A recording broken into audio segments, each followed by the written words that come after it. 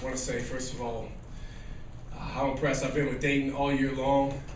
Obviously, they've been undermanned and haven't had a lot of guys, and the way they've battled and played together and the job that Coach Miller and his staff have done is phenomenal. They were a really, really tough opponent today. Really, neither team deserved to lose. We were just fortunate that we were able to make a couple more plays at the end. But they're a championship caliber team. Also want to say I appreciate our fans for coming up here. Our fans were terrific. And for those that came up and were part of all 4 games, they showed a lot of faith in us, with us being the 5 seed and knowing we were going to have to win 4 games to win a championship, and I'm glad we were able to reward them with that. All right, questions for Coach Smart? Number one, Coach, congratulations on finally winning the chip for you in the A-10. Does it say, and also, basically, that first game that you all played against Richmond, I mean, did that basically help you all prepare yourself for the run that you made coming into today's title game? Well, that was actually our second game here, and that was a really important one because they had beaten us 2 games earlier in the year, and they were coming off of a bye, and we were coming off of a pretty hard-fought win over Fordham. So for our guys to be able to battle through and come back and win that game, that gave us some momentum. I really think the momentum that we got from winning the Fordham game and then the Richmond game, that carried us into yesterday. Yesterday was the best we've played here, and then today, our guys really fought and battled against a terrific Dayton team. Coming out of that timeout, you go zone. First off, how many times did you go zone this weekend, and what was your feeling going into that possession? We played zone less than 5 times all year. There's a guy on our staff named Jeremy Ballard, who I think is terrific. He's a way better assistant than I ever was, and he hates zone. So whenever I think about going zone, he talks me out of it. But Scoochie was just ripping us up in the pick and roll action and scoring at will. So we had to change something up, and we worked on zone on Monday and Tuesday of last week because we knew we were going to have to play 4 games in 4 days, and we thought maybe we could play some zone to conserve some energy. We didn't really play it much this weekend. I think we played it 1 other game for a possession or 2, but that's not who we are. It's not what we do, but it did allow us to get a crucial stop. Coach, how proud are you of the youth on this team, with Johnny stepping up big yesterday, Terry stepping up big today? Yeah, I thought Terry really came of age up here in New York, and it just so happens he's from here. He's got phenomenal potential. We all know that, but he played with a maturity that we haven't seen consistently, and he did it all tournament long. So he was terrific, and then Johnny gave us a big lift. We needed him. We told our guys, hey, we got 2 point guards, and they're mostly playing 1, so let's take advantage of that.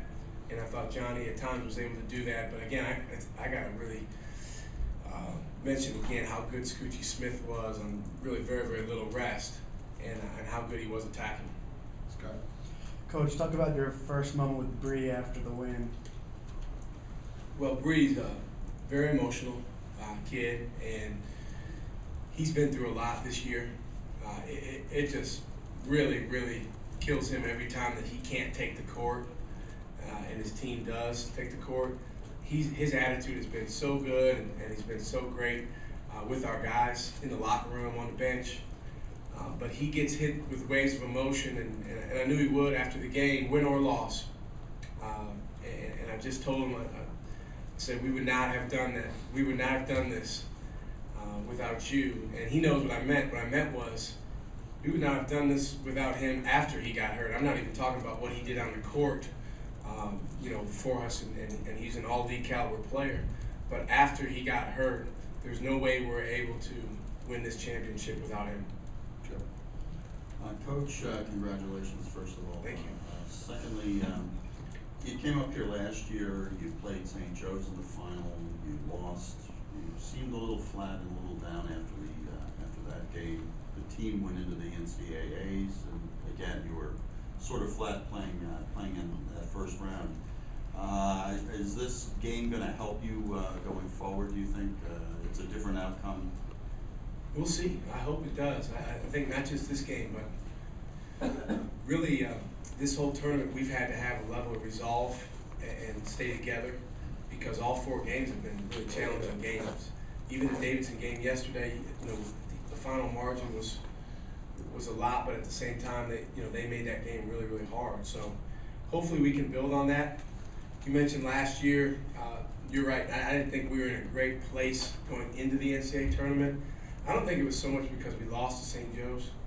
I didn't think as a team we were as connected as we needed to be. And one of our best players was out in Melvin Johnson, and he got hurt up here.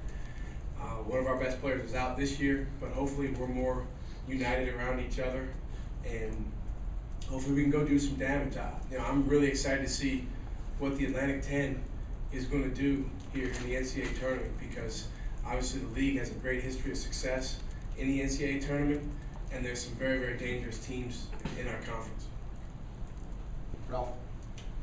Shaka, you, or excuse me, Briante had said that really right after his injury, the team promised him that this net was going to be his. Was that something that you prompted and started, or was that something his teammates? Do you recall how that went down? I don't know where it came from with the guys, but I told him we were going to cut down the nets, and he was going to kind of snip the final part of the net and get a chance to put that net around his neck. And I was actually talking about the regular season when I told him that, and that didn't work out for us. We had some close losses, and Dayton came into our place and beat us, and LaSalle did, and we went to Richmond and weren't able to finish one off. Hey, teams in this league are really, really good. It is a highly, highly competitive league, and we weren't able to win the league. So I think for our guys to be able to come and produce this opportunity for Bree to cut down the nets says a lot about our team and their connection with him. Paul? I heard you talked about your team's ability to gather momentum. You said when you guys hit a 3, it feels like 8. How do you do that? Do you guys actually feel that yourselves? Well, it's kind of the flip side of, they say never too high, never too low.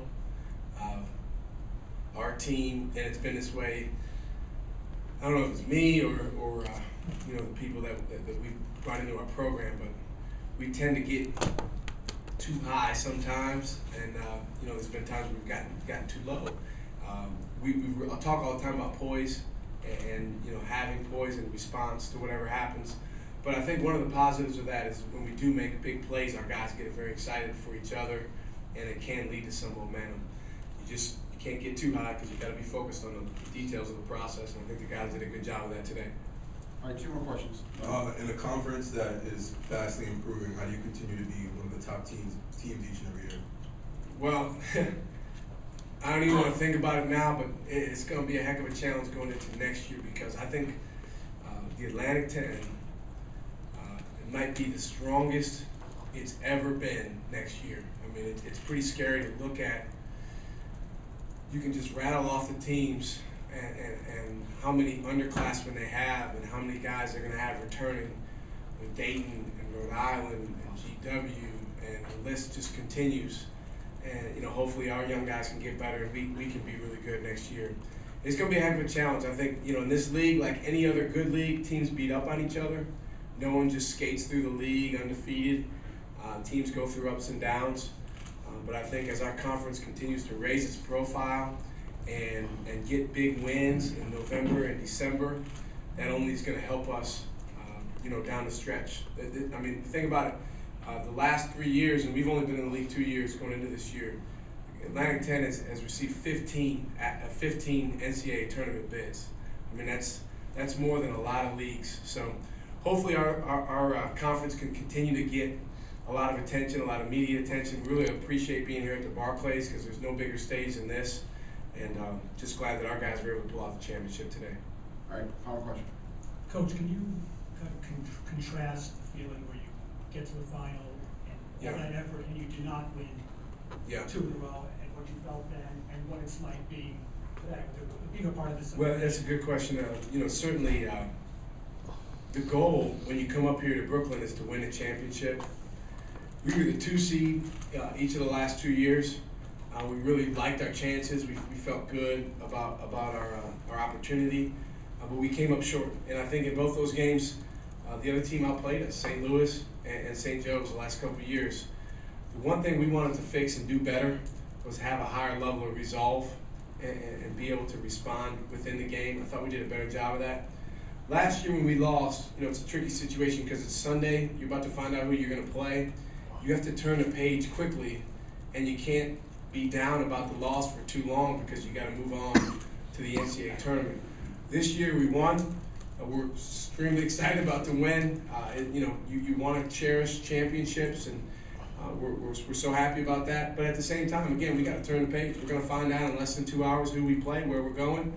We're going to get on a flight and go back home. We're going to rest our bodies, and we're going to prepare because we're not done.